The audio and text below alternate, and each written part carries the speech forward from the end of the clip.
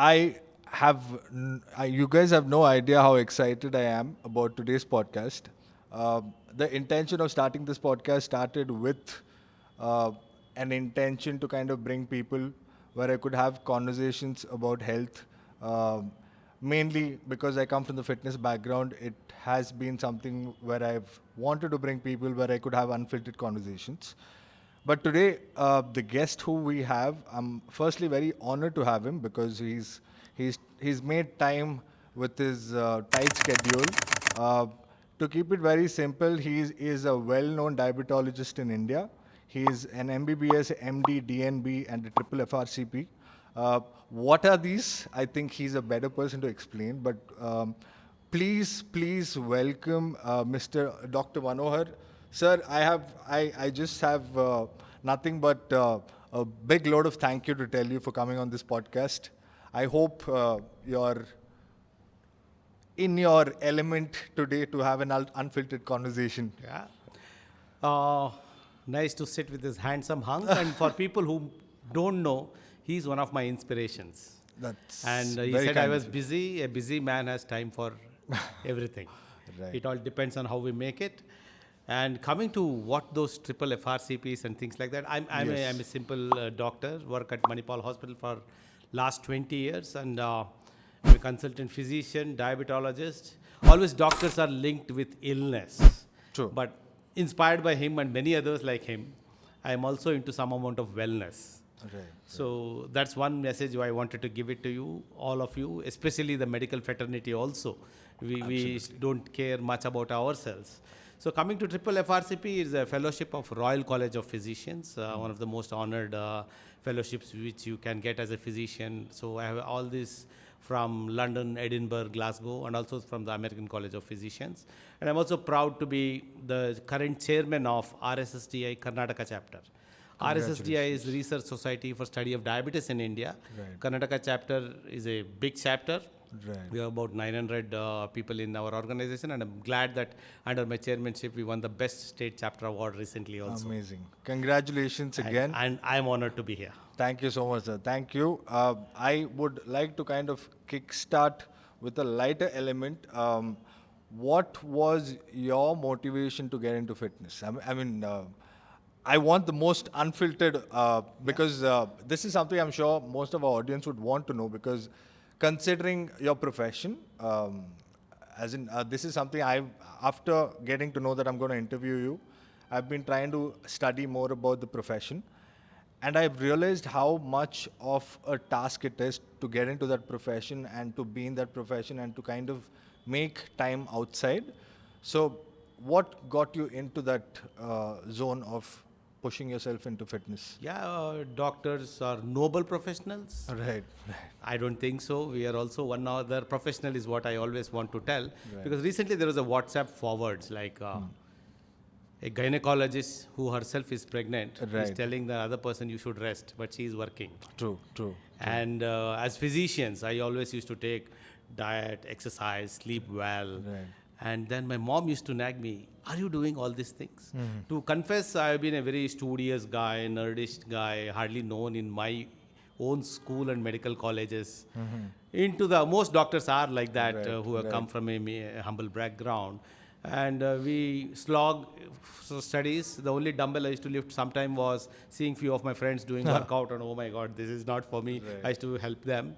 And my mom used to always scold me, like, you always talk about it, but you don't do anything about it. True. And once there was a meeting, diabetologists keeps have a lot of meeting where we had to talk on diet and exercise. Right. So they chose me. And I had just returned from US attending the American conference. And thanks to the jet lag, I used to wake up early. And when I was, all these things were at the back of mind, but we need to put into practice what we preach. So when I was walking around, I bumped into a few of my friends who were running and preparing for the marathons. Nice. So because of jet lag mainly, and what was in the background, what my mom says, what we should actually do as doctors, as role models. Right. So I started my journey there. And you are one of the inspirations. I'm sure I can't do all those things what you do, but I try to do enough to keep ourselves fit right. and practice. And this has come in very nicely. People, I don't want to call all the time patients, or the public who see me, neighbors who see me doing what I preach, Right. it inspires them. True. And sitting behind with few of my medals of running and some strength training, so it inspires people. And that has gone a long way. Right. I myself have started looking better. You just told me I'm looking younger You than indeed what have. you Yes, saw yes. last me. Young is here and here to an extent, right. but we need to put some time for ourselves. True. But sir, I really have to give it out to you because I have seen, I think I've been fortunate enough to know you from the time you've been established as in this field, and knowing you that when you got into fitness and we had that conversation. And for me, I've always had that impression that considering your profession, it's very difficult to kind of keep up. But the amount of contribution you've done to the fitness society now with your participation in marathons and making sure that you're posting every single day, trying to be a rightful advocate of fitness, I think hats off to you for that. Thanks. I think our fraternity also is recognized, and I've been most of the time called for fitness talks. Right. Rather Yes, than yes. the medical True, talks, true, more of fitness talks nowadays. And even American College of Physicians and Diabetes India has taken me as a wellness connoisseur. So I'm in their Nice. lifestyle groups, and Nice. even we are getting into fitness. We means Right. the medical fraternity. Right. I think I noticed one of your previous interviews also where you were making sure that you were promoting fitness and making sure that it's. I did notice that some of your seniors were also asking you for advices on getting into fitness. Yes. So Many have inspired me, many have got inspired, and that keeps me going. True. So to start with, I would probably throw this question directly, which is very popularly known. India apparently has been named the diabetic capital of the world. Where do you think that comes from? Is it our lifestyle? Is it what do you have to say on that? Be it diabetes, hypertension, obesity, cholesterol issues, we all categorize them into non-communicable diseases. The communicable disease we know, like Right. COVID and other infections. Right. So these are non-communicable diseases. We are a huge population to start with. And then somehow we were always like hunters and gatherers, genetically. Yes. So our genetic predisposition to get all these things not only is higher, but it also at an younger age. Right. It's unheard of in other countries to have 20 years, 22 years, people having diabetes and heart issues and kidney issues, but we see it very, very commonly nowadays. Right.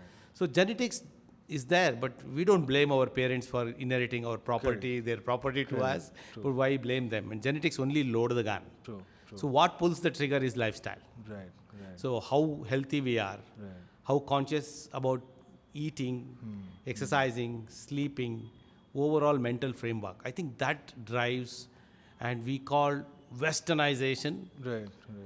Everything is fast, including the food, the fast food. Yes, Someone cracks up a joke that he's a genius who added S in the fast food. It is actually a fat food. Fat food. So you can't sell fat food. Saying I'm selling fat food, you take it. But it's fast food. None of us have time for anything now. Right. So trying to catch up with that, somewhere we have forgotten what we are genetically made. Right. Even sitting for too long is not a great thing. Very true. Even in my clinic, I use a yoga I'm so ball glad to you sit. said that. Yes. So we need to drive that, and it should become a school curriculum and also the office targets. Why are we having marks and also only you achieve this target in the workplace? You should have a health target also that I've implemented in Act FiberNet where I work. So I've told them, for your height, this is the weight, this is the blood pressure, this is the sugar. You may or may not achieve other targets. Please achieve this for yourself. If you are healthy, you can take care of others. And a healthy medical fraternity is the key to healthy society. True. If we ourselves look groggy, overweight, there could be other reasons, but then if we pass it off as saying very busy, no time, then we won't have time for ourselves. And it will be too late by the time we realize. Absolutely. I think you've been a great advocate of also. I've been trying to tell people that there is no age to start off with Definitely. health and fitness, and I think coming from you, I'm sure this means a lot more to the people listening. And getting into this conversation, I want to dig in a little about the profession that you're in, because a lot of us always see it from a client or a customer's perspective. But knowing that being a doctor is actually not very easy in India, and that's something I've just recently gotten to know. With the kind of random emergency cases, with you guys doing your multiple 24-hour shifts, uh, I is there is because now we've been seeing this trend of Instagram promoting and talking more about doctors going through a lot of mental issues, and so how what is the way that a doctor looks for a solution, because these are things that's never spoken about. It's Yeah, all I think coming from a non-doctor, I actually congratulate you for this question. And we always discuss in our own groups also. So how many times we take care of ourselves? right. Forget about exercise and diet. Many times we ourselves forget to take care of do a health check also. Right. So many times we don't even Very do that. Yeah, the profession itself is very grinding, 5.5 years, then 3 more years, and then 3 more years to become a specialist, super specialist. And in this time, you're losing your youth and the best part of your life. And but that's the demanding, that's what we signed up for. Right. Of course, there is no profession more gratifying than ourselves. Our profession is the best in that. Of course, many others may make more name and fame and economy as compared to us, but the real economy lies in our satisfaction with our profession. Absolutely. And busy, you said, as you spoke, I got a call now. Right. Then I diverted to my registrar. So that is a sick patient, I know, but he will handle it. So there are ways to deal with it. Right. Also, so somewhere we need to start loving ourselves and reserving 1 hour a day for ourselves, isn't it? If we can't do that, what are we for? And nobody likes to go to a doctor who himself doesn't look healthy, who looks exhausted, Right. but he's still running 10, 11, 12 o'clock in the night. There are many of our professionals keep handling. Emergencies do happen. It's not that it won't, but we give that sort of an excuse and overdo that. Everything is not an emergency. True. So we need to first think about that as what is more important to us. And if we don't take care of ourselves, who will take care of the society also? So I think leading by example is what we need to do. And we need to sort of divide. Of course, ours is very difficult. Just because I was a meritorious student or a gold medal doesn't mean when I open the clinic, people used to flock. It was never the case. We have to put in at least 5-10 years of good hard work to get some decent amount of patients to see. And economy, we'll leave it at that. I think with health as an economy is what we are here to talk about it. I think we'll concentrate on that. Nice. Okay. So since we are getting into health, I've been noticing that you're somebody who's actively involved in a lot of marathons, and you're somebody who runs a lot. How much of strength training do you involve yourself in, and do you think that is equally beneficial? Or what would you say? Because this is obviously it's a coach doctor discussion, but I want to understand from a doctor's perspective. Well, let us look at more than what I feel. Let us look at the guidelines. There are a lot of guidelines. The American, Indian, even our RSSDA throws up guidelines.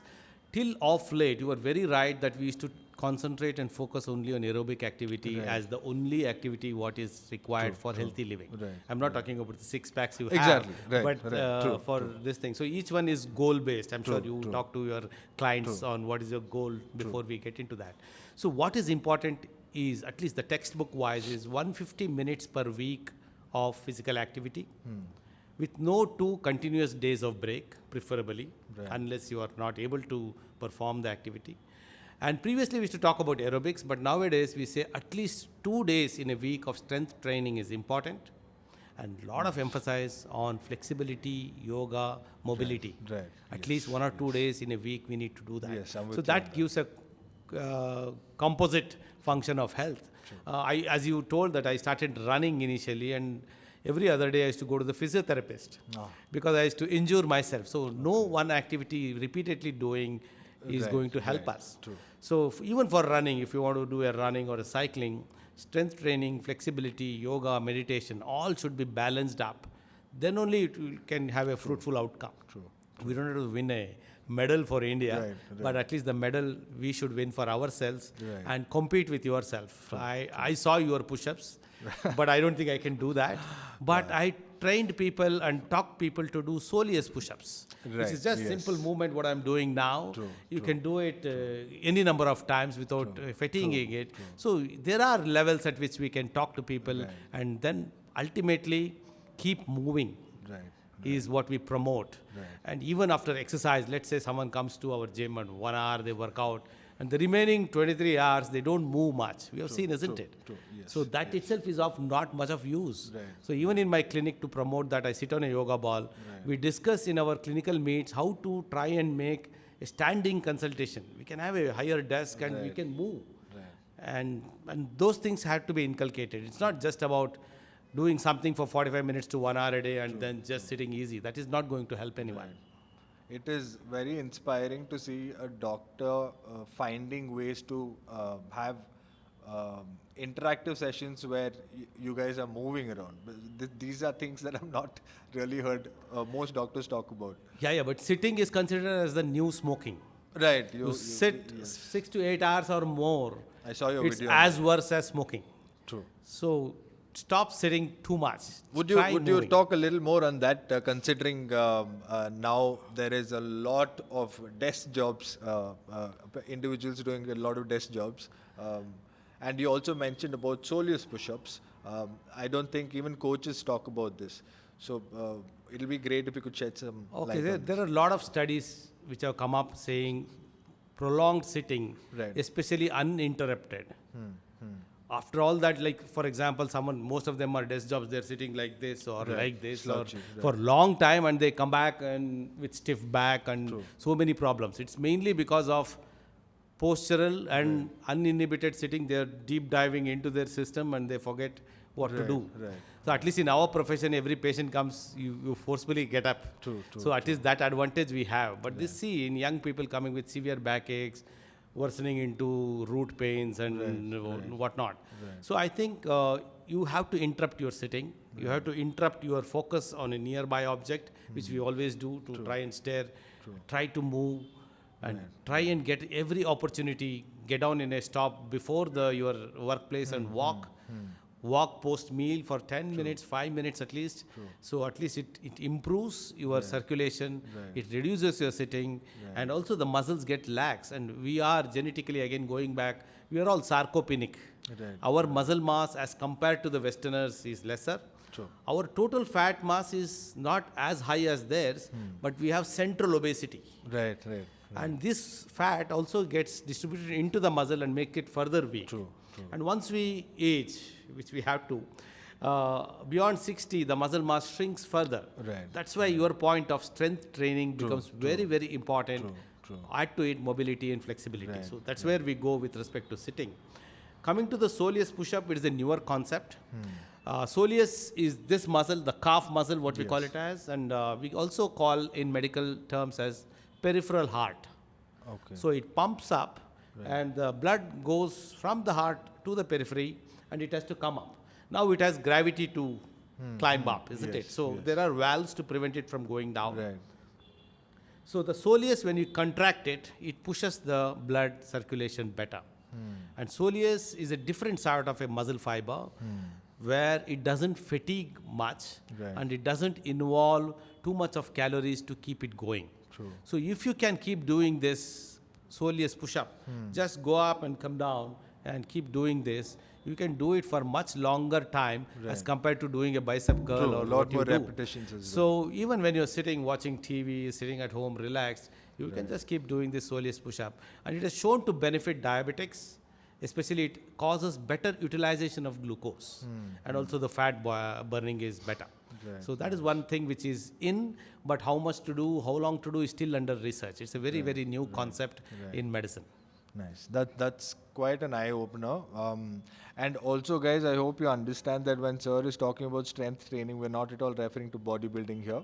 We're referring to the necessity to maintain our muscle maturity. So I'm so glad you mentioned that as well. How you mentioned that you train twice a week. Now it is all mixed up. So I try and do 1 or 2 days of running, 2 or 3 days of strength training, and 1-2 days of yoga flexibility. And meditation, I'm yet to catch up. Right. When my driver is driving, I meditate, not when I'm driving. Right. So that adds up to it, and that's try to get it a wholesome approach rather than no one measure fits all. True. Not no one measure will be good for everything. Right. I think recently we saw Djokovic doing a True. lot of things Yes, in the. yes. Just yesterday, I was seeing the videos how good he was at cricket and yoga and flexibility. Multi-talented. So he had to be. We have to be that like that. There's no point being a great runner and you can't sit on the floor, or you have very very lean muscles, or you're a trainer, or you're having a great Right. body, but you can't flex Correct. and even tie your shoes. True. So that happens. True. Since you also mentioned about meditation, I wanted to bring this topic up about stress. We've always covered eating habits to diabetes. How much of a factor is does stress play in managing or increasing sugar levels in people who are already diabetic? Well, we have a glucometer to check the glucose. Right. We have a blood pressure monitor called sphygmomanometer to check the pressure. I wish we had some acceptable check the stress. stressometer. Right. I come in and then you put this, okay, this is your stress level and this is my stress level. Unfortunately, it is not there, even though there are certain scales for identifying medically, Right. but not very commonly usable or understandable for our thing. So everything is stress driven. Stress is important, isn't it? True. If I am not worried about attending here, Right, I wouldn't have bothered to come at all. Very true. So after a certain level, to a optimal performance, stress is important. Beyond that, if it starts eating you from inside, Right. then it becomes a big problem. Right. So look at your sleep. Even another point, we may discuss it later, like why people die in gyms. Yes, and that are was- the gyms responsible? Yes. But did they look at their stress and sleep? So when I wake up, yesterday I had a late night and I woke up today for a Sunday is a long run day, but I didn't feel good. So I just left it and I enjoyed my rest. Right. So that is one point which we need to look at it. So stress has no measures, you know it, you have to accept it. True. All of us will have stress every day with something or the other. That's why the mindfulness comes. I'm not Lohit to do what he does. Lohit is not me to what I to do. So compete with yourself. True. Have a reasonable goal. Of course, if you don't have a goal, you won't work for it. True. But have a reasonable goal. Accept failures. Right. Sleep well. Do good to others. It will come back to you. Aim to What be the has best to happen version. will happen to you if you are at it. Right. You can't sleep over it, but then you should not lose sleep over it also. True.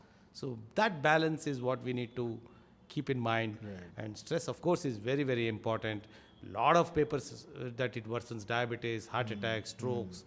Yes, stress is the main trigger, Right. but it's in us to maintain that levels, which is positive rather than becoming a negative factor for us. Nice. That is something I kind of, thankfully, after you mentioned that, I think I've kind of been able to see stress in a very different way. Yes.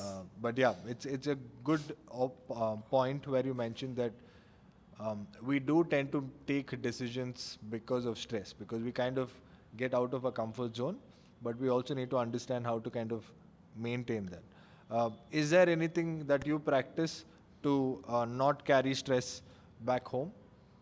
Well, we try and do our level best. Like this phone keeps ringing sometime. Right. But I think, especially in our field and of course in many other fields, I think learning to say no True. is That's a very great difficult point. for me, but I'm started learning now. Right.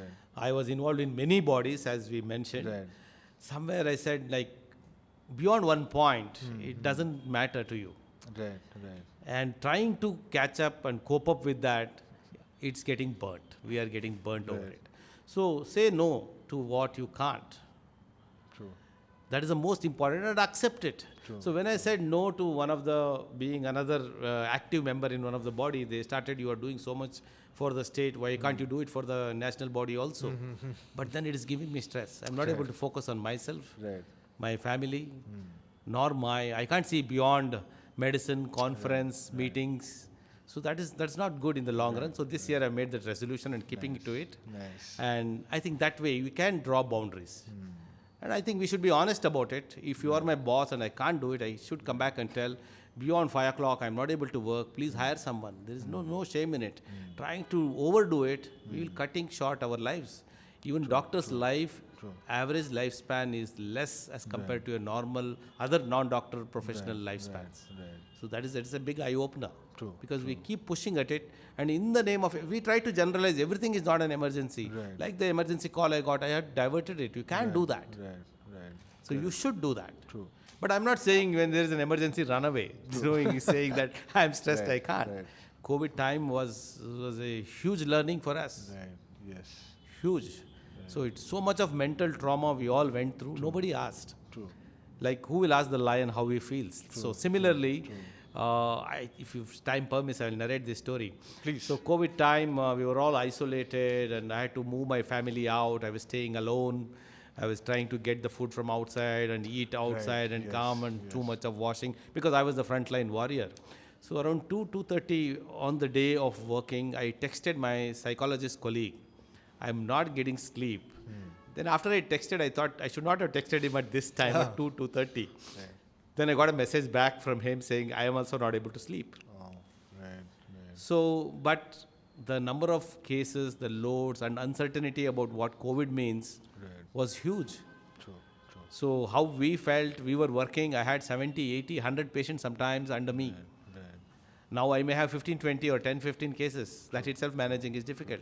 So the amount of stress the healthcare professionals underwent, I wanted to measure it, and we both sat up next day. And we designed a study worldwide to know mental health assessment of healthcare professionals during COVID lockdown time. And that is the largest paper in the world we published in one of the reputed journals. And the stress was humongous. So then, he being a psychologist, and we drove that, we started using online platform, which was the only platform available then, to de-stress healthcare professionals to whatever extent we could do it. And it was a huge success. The nurses, the healthcare workers who were even at a lower level, they were more stressed than us. True. So that was a big eye-opener. But many of us lost lives. There were a lot of healthcare professionals who lost lives trying to save others. And unlike the other battlefields, we used to have the risk of passing infection to our near and dear ones at home. So I think that sort of a thing should happen. It need not be such a COVID time to realize this, but at least when we have gone through it, now we need to structure ourselves more meaningfully. Do the work, but know your boundaries, and definitely attend to emergencies. And I think no profession will give you that much gratification as we get it from our work, but don't burn out yourself talking about the same. We normally don't ever mention this, but I would want to take this platform and opportunity to thank you guys for the kind of effort you guys have put throughout. I think a lot of us have been able to realize what it takes to be a doctor post-corona. Post-COVID, yeah. I think because otherwise it's always been about blaming. But I think that was a big eye-opener to kind of see what you guys have done. And I still remember the picture you shared with me of your mask where you still had those marks. And really hats off, and thank you so much. I hope you have that picture, because I would like to kind of show that up as well. But moving on, because we did mention a little about the health risks and the deaths in the gym, because this has been a very hot topic. Considering of late it's been mostly the younger guys. We've seen some of the actors who've passed away, and it's always been connected to the gym. Do you have a say? Because obviously from my perspective, we are just people who just talk. So there's been n number of things that it's the COVID vaccine, and from n number of this and that to stress, and I would also like to add the usage of steroids on some individuals. Supplements. Right. So what is your take? I'll come back to my mother again. Right. She used to say, you don't do anything, start doing workouts and this thing. So I started doing workouts. After these incidences, she started, why are you working out so much? People are dying in the gym. People went for a marathon, they died. Right. So unfortunately, we start relating death to the workout, death to the gym, death to the marathon event or a cycling event or a swimming event. Even recently, someone finished his Ironman and he just collapsed. So who is at fault is the question. See, there's a lot of systematic reviews about it. I shared few things with you. Yes. Well, it's a very debatable topic always. So when I gave an oration recently as the president of Karnataka State, my topic of oration was lifestyle as a prescription. what we are doing it. Nice. Lifestyle, we used to write diet, exercise for diabetes, hypertension, and pass it on. Right. But what is it? True. True. Is it the same for Lohit and him and me? No, it is different. So we need to understand why it happens. Then why everyone who is going to gym or working out is not having this problem. Right. And why that, especially if it becomes a celebrity, from an actor to model, it becomes even more, and it is many times de-promoting fitness actually, Right. which is Yes. not the Yes. case. Correct. Fit India movement is started, and we need to contribute towards Very it. true. So why it happens, if you really look at the analysis, most of the times these people were younger actually, but did they have a proper health checkup Correct. before getting into whatever activity they wanted to do? For example, last week on a routine, someone came with a 35-page health check report, put it on my table. They said, I just want you to see this. I went to examine. He said, no, you just see this. This I've done. Why you want to examine? I told, see, basic ethics of a doctor is first listen to the patient, examine the patient, then only look at the reports. Right. Nowadays, things have changed. They come, throw it on your table or WhatsApp you, and you need to go through it, and they're happy with that. So when I examined him, I heard a murmur. It's a heart extra sound. So I told immediately first, before I see the report, you go get your ECG echo and come back. And he had what is called as hypertrophic obstructive cardiomyopathy. He didn't know anything about it. Right. He was pretty obese. Right. So once he is so obese and he is not moving much, he is not having symptoms. I don't have any symptoms, he said. So I told, how much do you walk or exercise or do something? Aren't you getting breathless and tired? No, I don't do much. That's what, we are lying down, we wake up and sit on the chair, have breakfast, sit in the car, go to the office, sit on the desk. We don't use the stairs. True. Even in our hospital, I use -1 to 11. I climb up and my younger colleagues are not happy doing that with me. So he has not subjected himself to that sort of an exertion to have a symptom. True. True. Let's say tomorrow he sees your video and gets inspired and goes to the gym. Gym also admits him, okay, one more client, and he's trying to do something and he drops dead. Right. Then he blames this gym. No, T99, True, I true. went to exercise. And so who is the actual culprit? Right. So fit for surgery is what physicians we clear. Right. Any patient is for a surgery, we say fit for surgery by looking at the parameters. Similarly, most of us should get a fitness clearance letter from a physician, if not a cardiologist. True. Let's say if he's very healthy, very young, a minimum basic test, examination, maybe a ECG, and certain basic blood parameters is good enough. But if someone, like I wanted to prepare for the full marathon with a bad family history of diabetes and heart issues, I did a CT coronary angiogram also. But then that is not needed for everyone. Some great people will say we do it for everyone. It's not needed.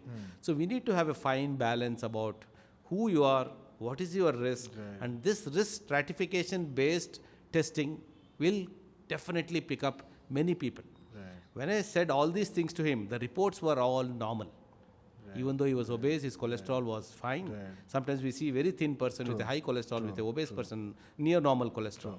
So if you had just passed it out as it's normal, he would have had a problem sooner than later. Right. So that's a big eye-opener. So one big message is, get it cleared. You're spending so much on everything else. True. True. True. A one evening out, whatever you spend, much less than that you can spend by a doctor's visit, and do at least the basic minimum checkup, and do annual checkups. Right. So we had this debate on what year, what age we should start doing health checkups. So when I was studying MBBS 20, 30 years back, it was like 40, 50 years plus we should start doing the health check. Right. Now we are debating in our medical fraternity, after seeing 20-year-old with diabetic and heart attack and stroke or whatever, what should be the age? Right. It should be much, much lesser. Right. What is his family history? What is his risk profile? How does he look? I just had yesterday a 7th standard boy having HbA1c of 7.9. He's a diabetic. And his mother refuses to accept it. He's very obese. Right. Right. And I'm not making up the story. It is the case. It is a daily thing. I felt very bad. Went up to my kids and told, he is same age of yours. So get into fitness. Education is important. Health is even more important. Right. If you lose wealth, you lose something. But if you lose health, you lose everything. True. So I think that awareness, so before getting into, and if you're trying to do an Ironman or or a marathon, what actually happens is the heart and the whole body system is completely utilized. Right. Your target heart rates are reached way beyond the Right. time, and the time Burning you're spending hours together, you're running these events. True. So there is no other systemic response which can compensate it. If someone is doing a mild exercise, if he has some heart event, body has collaterals. It opens up and helps it. That's why a graded exercise, even for a heart failure patient, is very useful. But without realizing heart failure or some major heart issue, if he jumps into doing something, he will drop dead. And nothing much can be done. Having said that, one important point what I would like to highlight in the gyms is making mandatory. Many times they are making it mandatory to get this health check done and train the personnel in the working in the gym with CPRs, defibrillators being mandatory in all the gyms. Or you are next to a hospital, a good alliance with a hospital to immediately shift before trying to do some stunt on our own self for half an hour, 1 hour. In that, time matters. That's why in all major events we have ambulances stationed. So I think this is the message. I don't think exercise is killing anyone. Please don't go by that. Exercise is good beyond reasonable doubt. And off late we said 150 minutes. If you do 300 minutes, it's even more beneficial. The previous data was not for it. Nowadays, the data, technical data I'm talking about, research, scientific papers, there is a benefit if you do more. But then you should know your limits. Don't try to overdo it once and for all. Get a coach, always. It's expensive to have a coach sometimes, but it's even more expensive not to have a coach and get into a trouble. So I think that's the biggest message we should have. And compete with yourself alone. Don't try to compete, try to run marathon in 4 hours or under 4 hours, under 3 hours. People do it. But if you are structured, if you're monitored, if your health parameters are assessed, you can go for it. True. This is by far one of the best topics we've been able to discuss. For those of you, you heard it from a doctor, but I think if you guys still found it very difficult to understand from a coach's perspective, it is very simple. Before you get into fitness, one thing which he rightfully said is make sure you guys do a simple basic checkup. This is something that we also promote. Even today, nutritionists just directly get into talking about nutrition without understanding a person's background. So we kind of make sure that everybody is encouraged to do a yearly checkup, health checkup. But for those of you, like I said, these are just basic things which helps you understand about your body to make sure that you are in track and you understand what is your guidelines, what is the best thing you can do for your body, what is the best ways you can start. And second thing, I think I want to bring this up because you mentioned that every gym should have CPR and AED equipments. These are, I think this, I really wish this conversation kind of goes viral because this is a very serious topic, guys. The deaths in gym has been very viral and it's been very easily blamed about the gyms or fitness being responsible. But it's about taking responsibility both by the people and the coaches to do the right thing. So when you said about this, this is one question I've been asking a lot of fitness professionals. It's a very simple question. Should coaches just go by experience or they need to go by certification as well? So what would you say? Because I'm pretty sure there's no doctor who can become a doctor with just experience. But structured training is definitely very important. As I was giving the oration on lifestyle, there is a quote which I had put it that half of what I was learning all this while was wrong, but I don't know which half was it. And this is a famous quote. So even though we know a lot about this, lifestyle is a very difficult and ever-changing topic. What is good today, after a few days, months and years, it becomes bad. It becomes reverse. So I think you should have a very knowledgeable person and try to individualize. And I always, sometimes some of the coaches are like very pushy. Do this, come on, you can do it, mind over body and all those things come in and then you are nowhere. So treat each one. If someone can't do it, encourage him and give him time. He's not going to win a gold medal for India anywhere. We are trying to get fit. We have to feel good about it. And before I indulge, one more is supplements. Yes, please. So in the last month, again, 3 of my dengue patients were admitted and their creatinine was high. They were looking very young and they didn't have any history. So they were looking good with good biceps. So I asked them, are you going to gym and are you taking supplements? All 3 answers were right. Right. Taking creatine supplements. Yeah. So I asked them to, no, my trainer gives this, that, and I take 30 grams, 50 grams, one fellow. And his kidney functions were compromised and they were all between 20 to 30. Most of them 20 to 25. Right. So there is a lot of these things that proteins are good. True. Nothing is good or nothing is bad in life. Everything is good and everything is bad, from sugar to fat to salt to everything. To water. Yes, water too. So we should know how much and always take a professional help. Don't overdo the this thing. So I told him, why didn't you consult a doctor or a medical nutritionist before getting into a high protein diet? Right. You know, he gave a very nice answer. I told, like, I have done this much degree. You're not listening to me. And I'm into fitness and fitness is my life. And you are trying to say, no, that protein is good, I'll continue to take. And he and his father were having a big argument on that. He's taking 50 to 60 grams protein per day because I said, then why are you listening to your coach? Or why can't you just listen to me? He said, no, he has 6 packs, you don't have, he said. And I told, if you continue this way, you also won't have and you won't even live long that way. True. So his creatinine had gone up to 2.2 for no reason. Right. 1.1, 1.2 is normal. And after proper treatment and follow-up and trying to convince him, it came back to normalcy. But not always it will reverse. True. Lot of fine articles, scholarly articles are there with respect to high protein intake causing these issues. See, let me be very honest, like even the drugs available in the market with pharmaceutical medications, there are innumerable brands in our country. You can get the same medicine for 10 rupees and even for 1 rupee. You can get it in the best pharma or any government pharma or whatever. So without taking any offense, the quality will not be the same. Forget about the quality. The composition could be also not the same. So when you take some over-the-counter proteins and injections and steroids and testosterone and growth hormone, someone I've seen, they get it imported or smuggled and they get into it. See, when very authenticated products also gets recalled, we can see it in newspapers. So this batch was recalled.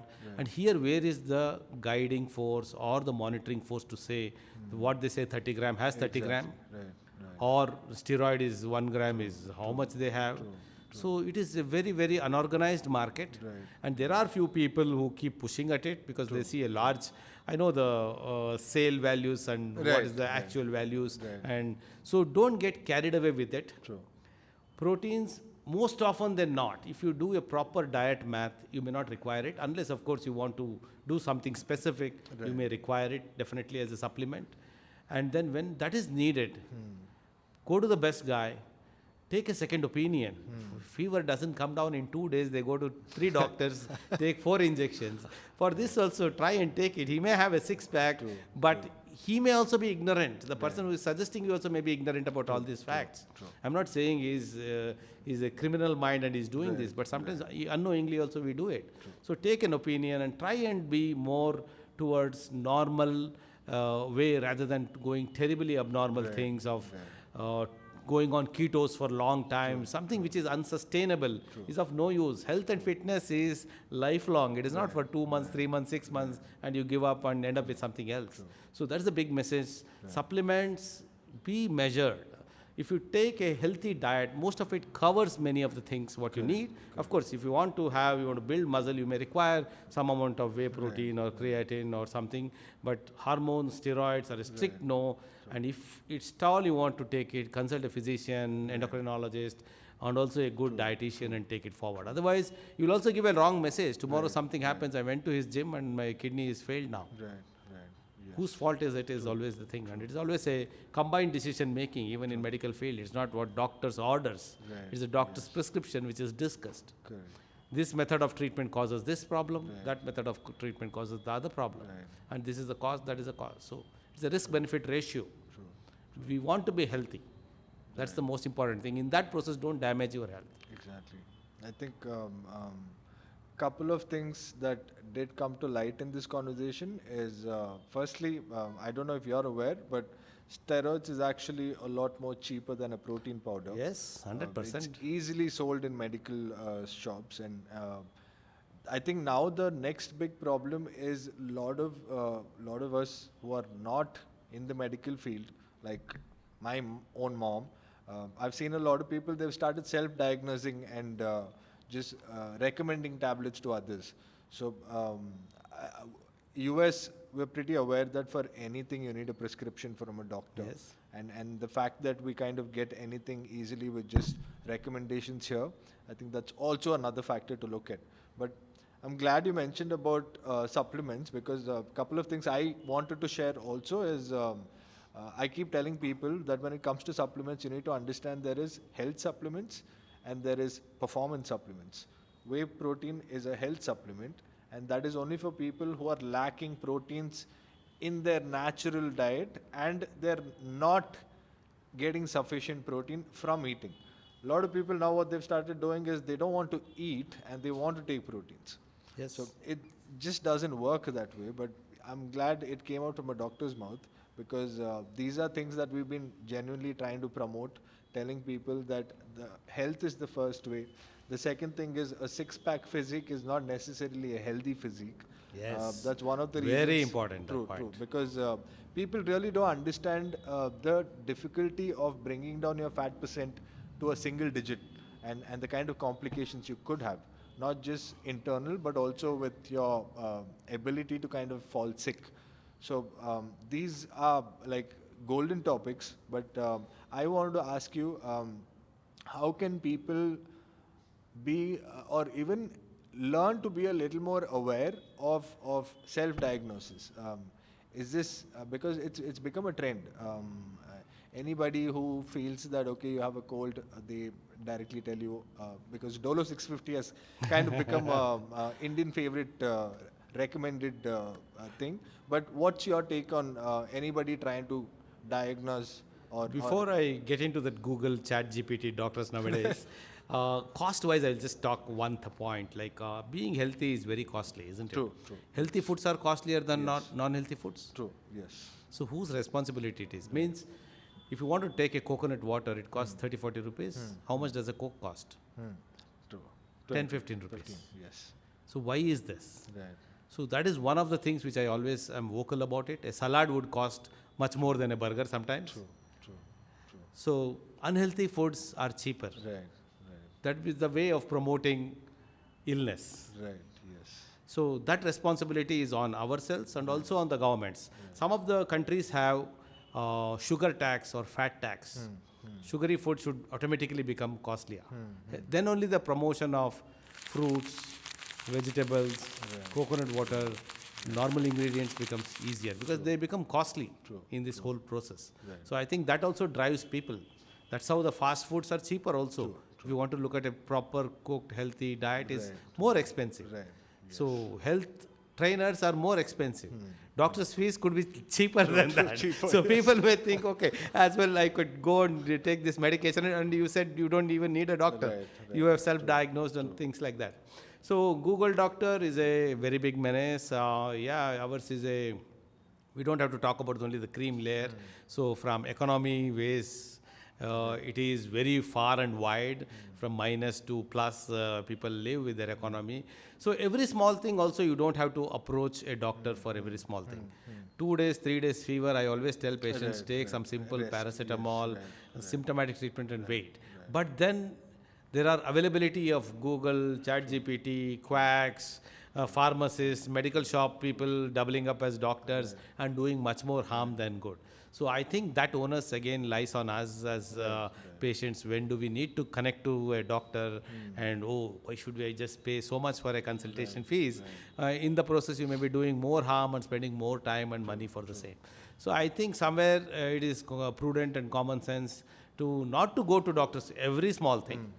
But definitely when something is beyond control, don't try to take antibiotics. Antibiotics are like, it is the next big disaster what will happen, like antibiome resistance, where in especially in our country when it is easily available, many times we see a culture report, it is sensitive, or it means what antibiotic works is one of the costliest, newest, or the IV antibiotics, because fortunately, at least now they don't take IVs Right, without right, consent. right. So I think that causes a double-edged sword and becomes a bigger problem in the days to come by. And try to minimize your own diagnosis and treatment, and try to get to a doctor and sort it out amicably. That's better. Nice. I think, yeah, I'm glad you did mention about antibiotics, because this is also something that's not spoken about.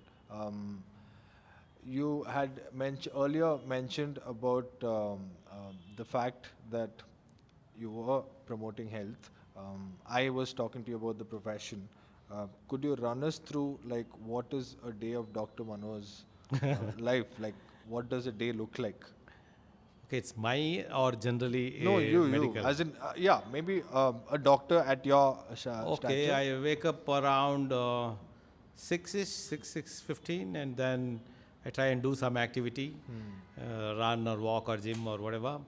And then by 7:30, 8ish, I'm getting ready. 8:15, 8:30, I leave for home. And then each day is slightly different, inpatient, outpatient, emergencies. Of course, it is still long. I wind up by around 8:30ish, Right. around 9ish. Right. In between, I started having. Let me be very honest. I started having dinner at 6, because 6:30 I used to start my second half of consultation. But somehow it was getting pressurized. I was feeling very difficult. I come home and then I eat and then I rush down.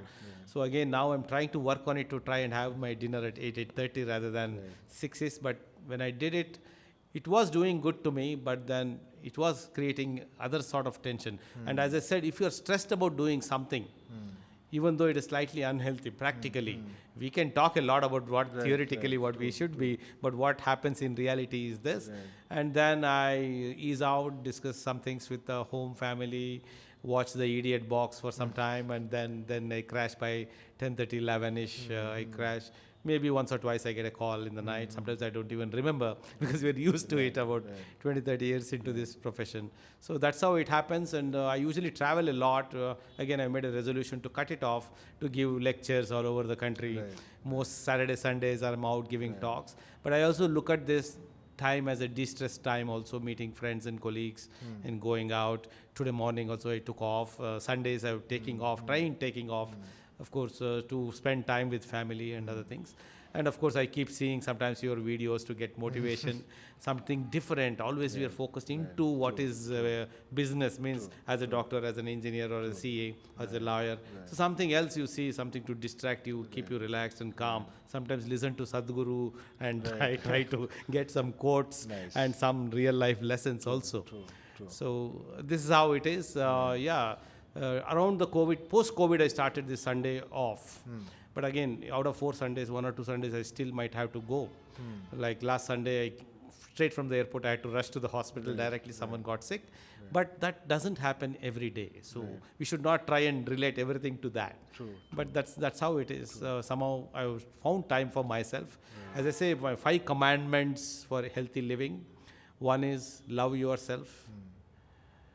Your body is your life partner. True. So nobody else. So take 1 hour a day for yourself. Exercise. Exercise is not just that 45 minutes to 1 hour of whatever you do. Move. Yes. Activities of daily living, we call it as. Keep walking, moving, reduce the sitting. I think we should start the next half of the conversation standing and moving around. And the third is nutrition. How much you eat, what you eat, how you eat. Also becomes important. If you want, I'll tell you how you eat, how it is important later. Then is being mindful. Accept it. I can never be Lohit with respect to his physique. It's all right. I don't have to be. But So sir, keep I that have in to mind. disagree with you. You're coming very close. No, Not even like complete to. that fifth one before this thing. So make it a habit. See, you got motivated. There are many people who are motivated running, seeing me. But that will take you only for a few days, weeks, or months. Until you make it a habit, it's not going to this thing. Of course, there are 1 or 2 cheat days or cheat times. Enjoy that also. But I think these are the 5 commandments I always push at people to go for it. And that keeps us going. Thank you. 5 commandments, guys. We're going to highlight that and make it a special reel for you guys. But there's been so many eye-opening topics that you've shared. I would want to ask you a couple of personal questions, if you don't mind, since we're kind of coming to an end. Um, I have known you for a couple of years now. I think one of the first impressions that I always see, and which is very kind of contagious, is your smile. Um, I've honestly, I have seen you on days where it's not the best day. True. But I think you're honestly one of the few doctors where I've seen where you really have the smile where it's not really something that you carry for the heck of it. It's just that you seem to be a person who kind of advocates, what do you say, happiness within. Um, because now the youngsters, we do talk about a lot of people getting into depression and not able to handle certain stress factors. You being in this field, what is your motivation to kind of be in this mood? What keeps you up in this mood? Yeah, having said that, let me make a confession. I too was depressed. Right, There are life events which happens to every one of True, us. true. You know it. We will Me not too. touch that part Yes, of yes, it. yes. All of us, I don't know, God gives happiness, depression, anger to every one of us. So I think that was a big life learning for me. And there are a lot of celebrities who talk about depression and accept it. So I think one of the thing is accepting what it is. True. That is what is being mindfulness. Right. And secondly, yeah, actually, my BP goes up and down. BP means not the BP, the mood goes up and down. But be honest to yourself. Right. Okay, I am like this. Right. So how do I correct it? So to be honest, first is to accept it, then try to work on it. True. I may throw my anger like this, but then I come down Right, and then I may laugh at it. Right. And that calms people down. Right. I don't think anger is a punishment, what we give it to ourselves for the mistake of others, it seems. So I think that's what we need to do it. And be honest, and I don't think we should have too much of ego-ness. Who is he? Why should I go? And why my name was not called first? And I think there is no end to it. Right. All of us are equal. Right. So some of my classmates says, "Oh, you are a big guy now," and I always tell, if you try to put your days, happiness, income, mindfulness, enjoyment. There are a lot of people who work out with me and then they go for a long coffee break. Every day they call me, Dr. Kamar. I told I can't afford it, sorry. This is what maximum I can squeeze. Maybe on a weekend I'll try and come with you guys. So, but that accept it. There's no harm in it. And our profession is very uncertain. Right. Very, very uncertain. And uncertainty is a rule there. Uncertainty is not an exception. So we should know that. Sometimes my wife and my kids says, every time we want to go somewhere, you take us to the hospital many times first. So, but if you start accepting it, that's what you are. And try to see, by going and seeing someone in need time. Just recently, again, I told you I rushed from the airport to the hospital the last weekend. That was one of my close friend and who was my junior. His father was admitted because of kidney issue. And I landed only by 7:30. And I called him and he said all my juniors had seen and my other colleague also had seen. Somehow I felt I should see them. So when I called my wife and told I'll come late, and then I went to the hospital. And his mother, I know them from long time, she hugged me and said, I know he is fine, but this made my day. I'm so glad that you came to see in spite of you being busy. So such small gestures, even though it's a bit of a distress for us to do that, because I had a very long day then, trying to come by road by 3 hours and then flight by 2 hours and then again 2-3 hours. But it lit me up. So when I came back and told home, they also understood it. So, but we don't have to do it time and again every day, then there is no life left in us. So somewhat some balance should be done and that will keep us going. Right. This is truly motivating. You also mentioned about your shift from late dinner to early dinner. Yes. Could you help maybe our audience understand what was the changes you've seen after you've made that change? So we are what we eat. Right. I said how much we eat and how we eat. True. For example, it is again, it may be taken with bros raised. Ragi is considered a great food. It is. Ragi. It is a good food. If you take ragi ball, as we all take ragi mudde, I used to ragi do malt. CGMS Right. or ragi malt Right. or ragi roti. Right. Right. All three are different. Right. The highest excursion of your insulin and the glucose happens. It is a surprise when you take ragi ball and ragi malt. But the same thing when you eat it as a ragi roti with some pulses and other things, it is a very good food. I'm not saying ragi is bad. I told you in the beginning that nothing is good or bad. True. But ragi is not as great as it is made to be. Rice is not as worse as it is made to be. Right. If you look at the 100-gram content of rice, ragi and wheat, calorie-wise, there is a 10-20 units difference. That's all per 100 gram. Why is ragi so good? It has slightly better fiber, iron content is better, and other mineral content is better. But if you keep taking ragi ball all the 3 times, if you are a diabetic or even otherwise, if you try to check your sugars either by a glucometer or a patch, try it on yourself and see, it gives the maximum excursion. Nice. Why it happens? Ultimately, the amount of powder batter matters. Like, so in the ragi ball, there is a lot more ragi which goes in as compared to ragi roti. So if you break the ball and make it into rotis, sometimes a big ragi ball can be made into 4, 5 or 5, 6 rotis. I'm sure we don't eat 5, 6 rotis or 4, 5 rotis, Right. but we'll finish it because it easily goes down. So that's the thing. So that's why ragi is called good. In good old times, when people used to have one big meal and used to go and work in the farms, so that keeps them full, keeps the energy going, rich in iron and other minerals. So that's why it is very good. So what I'm trying to say is, yes, diet is not simple. I have left rice, I have become a vegetarian, but still I have not lost weight. True. This is the answer. Straight.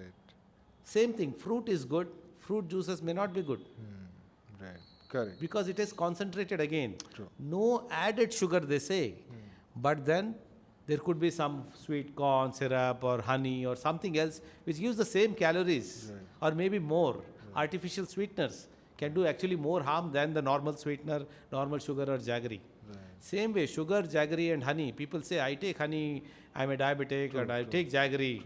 But all are equally bad with respect to glucose and carbohydrate content wise. Honey is better because again, minerals, it is rich with vitamins and minerals much more than a refined sugar. Or jaggery is slightly better because of the same reason. But not with respect to carbohydrate content or the calorie what it gives. It gives the same calories or maybe slightly numerically less. So if you end up eating more of honey, then you still have the same problem in hand. So that's why it's a very difficult science. True. Lifestyle is not an easy science at all. Right. So It's a that's the never-ending- message I want to give. How much you eat, how you eat, when you eat. So what is the timing? Timings becomes very important. So in good old days, people used to eat before sunset. I used to remember my grandfather scolding us if we eat late or sleep late. But nowadays, we come home late, eat at 11, 12, sleep at 1, 2, which is not correct. So what, how much, how, and what time you eat makes what we are, and we are what we eat. So after walking the talk, everyone talks. So walking the talk, let's walk for some time. Makes sense. And I hope you guys are doing the soleus push-ups throughout the time you are seeing this Nice, conversation. Guys, I think this is the first time we're actually doing this where a doctor is promoting a break just to make sure we move around. So we're going to take a 2-minute break and we're going to come back with shooting doctor with a bunch of rapid fire questions to see how he does. As we are coming to the end of an amazing conversation, which I honestly don't want to end, but unfortunately doctors are very busy. So we will have to let sir go, but just want to throw 2 more questions at you. One is because we were talking about, as doctors, you always give advices to patients. But recently, we just spoke about in the beginning of the podcast how doctors are also kind of struggling with kind of keeping up with their personal life and professional life. What would your advice be to another fellow doctor or the upcoming doctors now in the field? Yeah, doctors are always related to sickness, not wellness. Right. Even though we read normal physiology in the first year of MBBS, but throughout later we read only abnormalities. Right. And somehow we get linked, and getting linked during these abnormal times or distressful times many times makes us villain or sometimes the heroes also. So it's very, very simple for a doctor to follow is follow what you preach. Preach, right. Practice what you preach. Lead by example. Right. A healthy medical fraternity is the key to healthy nation. Very, very important. So, and live up to it. True. And And medicine is an art and a science. And the real medicine is to teach how not to use the drugs. And I told you the 5 commandments. right, yes. And I think if you have to, because you're not much of a philosopher, but if you have to kind of, let's say, give people, let's say, 3 the most pointers that you can think of that they should always remember, what would that be? Well, if you don't find time for your fitness, Right. then keep reserving some time for your sickness. Nice. So that's very important. Right. We may get thrilled by overworking and burnt out, and many times, especially we doctors are proud of telling that how long we worked. True. Yeah, if it is an emergency, yes, but not every day is an emergency. Right. Second is, I always tell, love yourself. Reserve 1 hour a day True. for your own self. Do something you like, you exercise or do some hobby or travel or listen to music. Right. Keep 1 hour For yourself. Shut the world down for yourself Right. and for your enjoyment Right. for an hour. And of all the goals what we have, I think being a good human being and a good citizen is the most important goal which we should always inculcate. Right. That is golden. Thank you so much. Doctor, before I let you go, I need to throw this at you. We do our usual rapid fire rounds with all our It's already guests. feeling like a hot seat now. So I have some interesting questions here, but let's see how well you do. Well, most of our guests have done average, taken a lot of time to respond. But like I said, you have like 2 to 3 seconds to respond. So I'll start my first question with, what's your go-to stress relief activity? Sleep off. Morning person or a night owl? A bit of both. Bit of both. I was late, Right. but after fitness, morning seems nice. Okay, so is that something that you personally are, or is that something that you've kind of practiced to? I make was it happen? not, I have become, and I will advocate. Right. Be the morning person. Okay. What's your favorite healthy snack to curb while craving? Salads and a fruit. Nice. Yoga, high intensity training, running, or strength training for you? Running. Running. Yeah, I knew that. One piece of advice you'd give to someone who's newly diagnosed with diabetes? Control your diabetes. Don't let diabetes control you. Right. And what would be like the most basic thing that they could do to control it? Most important thing is lifestyle disease Right. needs lifestyle solutions. Right. So Nice. first bank on that. Nice. Join a healthy gym, guys. That's all. Beach workout or mountain hike? Mountain. Mountain. So if you have to crave for a dessert, which is your dessert that you would crave for, or is there a diabetic friendly dessert? Everything is diabetic friendly as long as you are conscious about it, how much you take, Right. and what you do along with that. Right. Try to cut the other carbs and do some workout Right. along with that. Favorite way to unwind after a long day at the clinic? I think you already mentioned I sleep. just relax and try not to think about anything Right. and spend time with kids. Nice. What is the longest you stay on the phone after work? Depending on the calls. Right. Now, after 9, which I almost end up working till, I don't do any long calls. And I always tell one more piece of advice is, if something is very distressful, try not to discuss in the late evening hours and night hours. Right. Keep it for morning or in between and then finish it. Otherwise, you will not get sleep. Right. Nice. And the last question, doctor, what's the most common myth about diabetes that you love to debunk, if there is any? No one in my family has diabetes, so I am also not having diabetes. Right. Okay, guys, we've heard it from Dr. Manohar. Again, would you also want to share about your clinic and where it is, just so that people know? And where do you do your consultation, just so that? Yeah, I work at 2 places, Manipal Hospital, HAL Airport Road, And my clinic is in Sharda Medical Center, Banaswadi. Right. And you said you are in at Manipal and which other hospital? Sharda Medical Center, my clinic. Yes, that's your residential clinic. clinic. But you're also part of two hospitals, right? No. Now no, all cut off. Okay. So you've learned to say no. Yes, now. yes, Nice, learn to say no. nice. There are so many doctors, give them opportunity and all are good. Not to worry. Doctor, I can't tell you how amazing it's been having you on the show. At least to have a doctor who's come and kind of promoted so much about fitness, I think thank you so much. Yeah, I'm pretty sure that we've shed a lot of lights. Please follow Dr. Manohar. I've been recommending him to kind of start off with Instagram Reels so he can come up with pointers for you guys. But if you think that is a good point, he just told me that he's not sure if he'll get followers. So guys, please prove him wrong by doing that. Follow him on Facebook, follow him on Instagram. We will be sharing his ID below the video.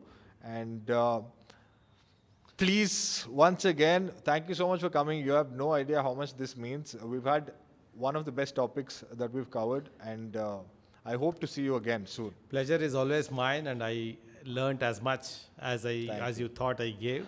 Medicine and life is all about learning, unlearning, and relearning. True. And keep fit. He's a great guy to work with. I always tell he's one of my inspirations. Thank you, Even though I can't do whatever he does, but I try and do some things. And we have worked up with one Soleus push-up video also. Yes, we have yes. worked True, as a true, joint true. venture. We'll put up the link of that as well. Okay. So great. It was as much pleasure as he had. Much more than that, I know him from long time, a family had an friend. absolute pleasure. And we have that mutual respect to each other. Okay, thank you. Thank you so much, Doctor. Guys, this is Lohit Nanjappa with Dr. Manohar signing off from the T99 Unfiltered podcast. See you guys soon.